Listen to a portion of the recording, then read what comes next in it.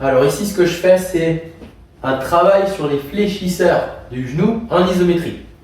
Donc, ce que je vais faire, c'est que je vais caler la machine, soit la machine debout, soit la machine couchée, en fonction de la machine que tu as dans ta salle. Et ensuite, tout simplement, tu vas mettre le genou à 90 degrés. Donc, le talon, il est quand même vachement haut, on a une bonne flexion du genou.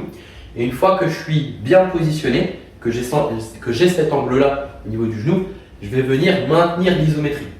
Donc, si par exemple sur la programmation d'entraînement, il y a marqué 30 secondes d'isométrie dans cette position-là, tu tiens 30 secondes dans cette position-là. Maintenant, au niveau de la charge. On ne peut pas faire de l'isométrie overcoming, c'est-à-dire lutter contre une charge qui ne bouge pas, tu es obligé de charger. Donc plus tu charges, plus c'est dur de tenir l'isométrie, moins tu charges, plus c'est facile. Toi, il faut que tu mettes une bonne intensité. C'est-à-dire que par exemple, s'il y a marqué 30 secondes d'isométrie sur la programmation d'entraînement, tu tiens 30 secondes et ensuite, une fois que les 30 secondes sont passées, tu évalues. Est-ce que c'était trop difficile, donc j'ai pas réussi à tenir les 30 secondes, dans ce cas-là, je peux baisser la charge, ou alors est-ce que c'était trop facile? Si c'est trop facile et que tu aurais pu tenir 40, 50, 60 secondes, ben là, tu charges plus lourd. Il faut que tu mettes de la tension mécanique, donc charge.